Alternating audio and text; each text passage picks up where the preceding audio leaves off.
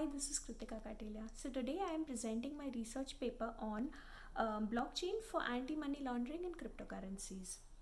So for the next couple of minutes today, I'll be talking a little bit about the need for doing this research and what exactly I am doing as a part of this research. While identifying the need for this research, we will talk about the implications of money laundering and how it affects each one of us. Next, we will talk about certain technologies that drive cryptocurrencies and try to understand how it works. While doing this, it is very important that we understand how money laundering can be done using cryptocurrencies, and this understanding will take us forward to bring us our proposed solutions. Next, we will look at 3 proposed solutions that are a part of my research and evaluate each of them with respect to certain parameters. Next, we will go on to conclude my research and look at the future scope of this research. So let us start by talking a little bit about money laundering. So money laundering is a way to convert illegal money into legitimate money.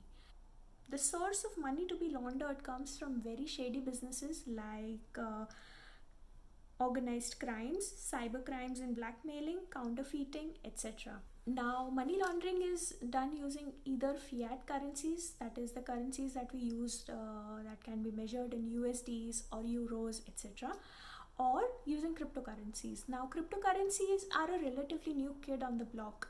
Nobody knows as much about them as we know about fiat currencies, which means that there are many regulations about fiat currencies that can be used and are being used to prevent money laundering. However, for cryptocurrencies, nobody knows the exact guidelines to use to avoid money laundering using cryptocurrencies due to its slightly newer nature. Now let us look at how blockchain or cryptocurrencies work.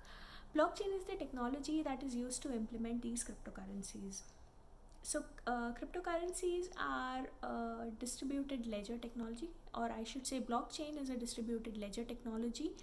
This ledger is distributed across multiple users in the network, and each of these users has a chain or a chain of block or ledgers containing information on every transaction made by the Bitcoin ever since it came into existence. Now, making any changes to this existing ledger is very difficult because each ledger has information on previous transactions made by the ledger or past transactions made by the ledger. So whenever you want to make any change to one particular ledger in the blockchain, you need to change all the previous blocks in that blockchain, which is very difficult. Because if there are say 1,000 users in the blockchain network, each and every user, or at least a minimum quorum of users, should all agree to make this change to the ledger. So this degree of anonymity afforded by Bitcoins is taken advantage of by the money launderers, and because of this they use cryptocurrencies to convert illegitimate money into legitimate currency. Before we even get to prevent money laundering using cryptocurrencies, it is very important to identify and study how these cryptocurrencies are used in money laundering efforts. By using machine learning, we can identify the patterns used by certain fraudulent transactions, and if we come across a pattern of transactions that is matching those known patterns, we can identify those fraudulent transactions. Let us look at another solution to prevent money laundering. We saw that cryptocurrencies or bitcoins are composed of logical ledgers. So if the life of each ledger is unlimited, the history of any cryptocurrency Bitcoin will keep on increasing indefinitely, meaning that money or that Bitcoin can be transferred any number of times, among any number of users, infinitely till the end of time. We do not want that. So in order to do that, I suggest or I propose that these ledgers have a limited time to live. limiting the time to live for each ledger, say up to 255 hops, meaning limiting the transaction of each Bitcoin by up to 255 transactions will greatly limit the efforts of money launderers to go to Bitcoin mixers and try to launder their money. The third solution that we are looking at for avoiding money laundering is reducing the anonymity that blockchain gives to cryptocurrency users.